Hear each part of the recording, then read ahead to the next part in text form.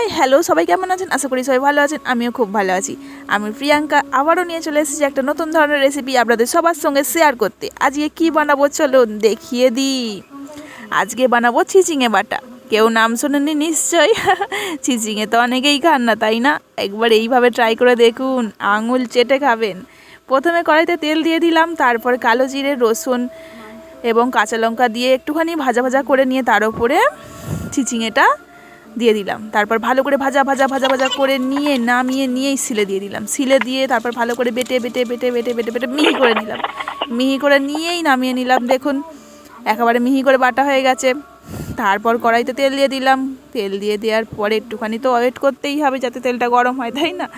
তার উপরে দিয়ে দিলাম হলুদ গুঁড়ো, তার উপরে দিয়ে দিলাম লঙ্কার গুঁড়ো।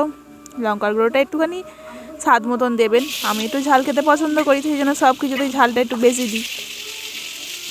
তারপর ভালো করে নেড়ে ছেড়ে নিতে হবে, একেবারে শুকনো করে নেড়ে ছেড়ে নিতে হবে, যেন জল একটু না থাকে। যে কোনো বাটার রেসিপি কড়াই নাড়ার সময় শুকনো করে নাড়তে হবে যাতে স্বাদটা একটুখানি বাড়ে। দেখুন কতটা ছিল আর কতটা হয়ে গেছে, একেবারে বাটির এক কোণায় পড়ে আছে। তো দেখুন নামিয়ে নিলাম। নামিয়ে নেওয়ার পরে এটাকে গরম গরম ভাতের সঙ্গে একেবারে সার্ভ করে দেবো। তো আজকে আমাদের এই রেসিপিগুলো হয়েছিল, ভাবলাম সব কিছুই থালায় একেবারে সাজিয়ে নিই, একটা কেন দেখাবো। এইবার দেখুন খেতে বসে গেছি। প্রথমে নুন আর লেবু দিয়ে ভালো করে ভাতটা মাখিয়ে নিয়ে তার উপরেই বাটাটা ট্রাই করব।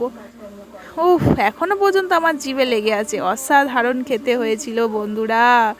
আপনারা একবার ট্রাই করে দেখুন, নাহলে এর স্বাদ আপনারা বুঝবেন না। একবার যারা যারা ট্রাই করবেন, বাজারে গেলে খালি মনে হবে চিচিঙেটাই কিনি, চিচিঙে বাদ দিয়ে অন্য কিছু কেনার আর মনই চাইবে না। তো দেখুন আমি শুধু খেয়েই চলেছি, অন্যদিকে তাকানোর আর সময়ই নেই।